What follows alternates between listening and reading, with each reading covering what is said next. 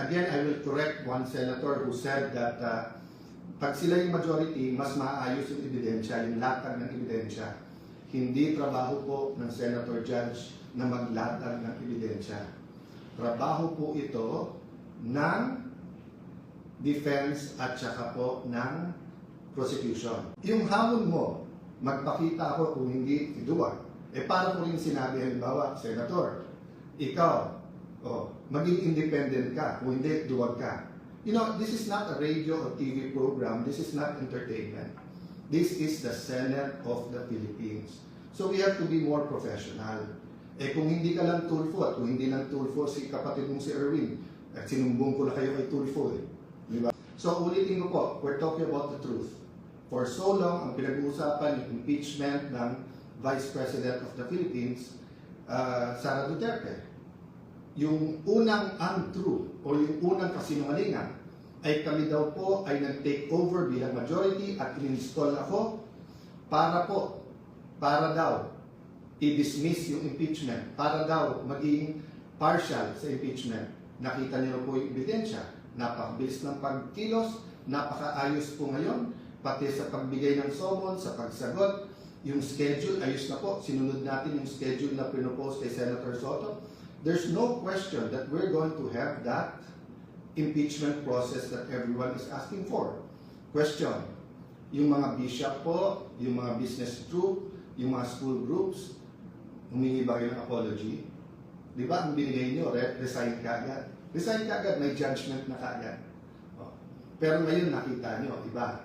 So hindi pa tapos tayo sa first issue where we prove you wrong, hindi pa kayo nagsosorry dahil mali ang pananawagan nyo, may bago na naman para mag-resign.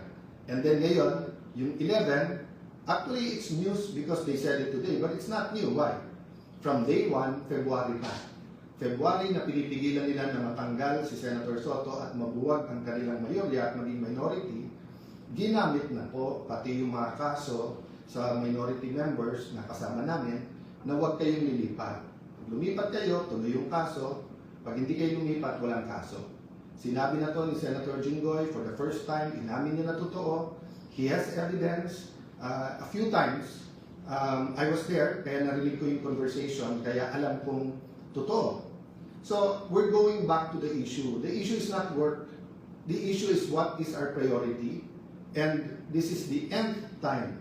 Priority natin, ekonomiya, presyo trabaho kita. Priority natin ay corruption issues, kasama ang flood control.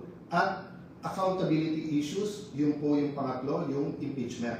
Pinangatlo ko lang po dahil nga nakaayos na yung schedule. It will take time, nagsasagutan pa, nagpapalitan pa ng sagot, yung prosecution at saka yung defense, and then magkakaroon ng pre-trial para hindi po mahirapan ang lahat na intindihin yung ebidensya. Again, I will correct one senator who said that pag sila yung majority, mas maayos yung ebidensya, yung latag ng ebidensya. Hindi trabaho po ng senator judge na maglatag ng ebidensya. Trabaho po ito ng defense at saka po ng prosecution. Prosecution muna kasi ikaw yung nag-accuse. Then defense kasi nga, dinidepensahan mo sarili mo. Siguro that's one reason why gigil na gigil ang magkapatid na Senator Tulfo na aside from the committees, aside from yung pagiging malapit sa Malacanang, let me address that. Sabi ni Senator Tulfo, pag hindi ako nagpakita sa session hall ay ako'y duwag. Ang kaduwagan po ay nag-uugat yan sa ano ba ang purpose at trabaho mo. Diba? So for example, kung ang trabaho mo ay magtanim, pero bumabagyo, grabe po yung kidlat, hintayin mo mawala kidlat kasi it's not a matter of tapang, magtatanim ka nga, tamaan ka naman ng kidlat, di ba? So, ganun din sa sundalo. Hindi natin isusubo ang sundalo natin sa mga bagay na suicide ang mission. Pero ipagtanggol ang bansa at mamatay para sa bansa. Hindi lang sundalo, dapat pati tayo mga senador. So, yung hamon mo, magpakita ako kung hindi iduwag. Para ko rin sinabi, halimbawa, Senator, ikaw, maging independent ka, kung hindi, duwag ka. You know, this is not a radio or TV program, this is not entertainment. This is the Senate of the Philippines. So we have to be more professional. Eh kung hindi ka lang Tulfo at kung hindi lang Tulfo si kapatid mong si Erwin, at sinumbong ko na kayo kay Tulfo eh.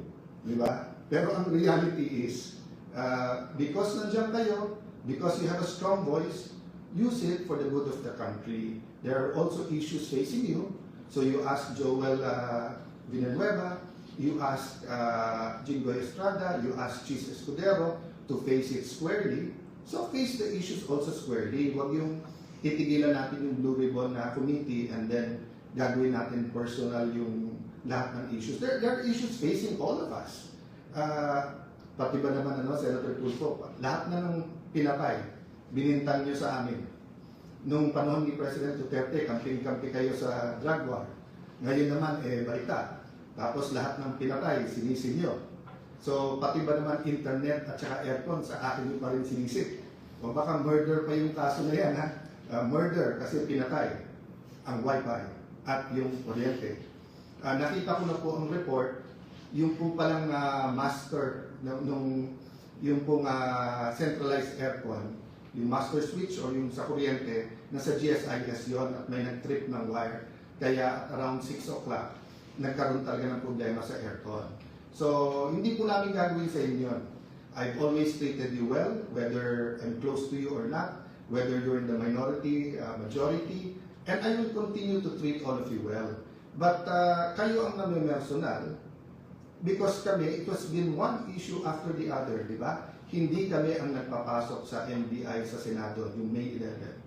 Hindi rin kami ang kumuha ng NBI na fully armado, na pinaikutan ang Senado, tapos pumasok pa sa Senado noong May 13. Hindi rin kami ang nag-walk out. So you keep saying fresh start.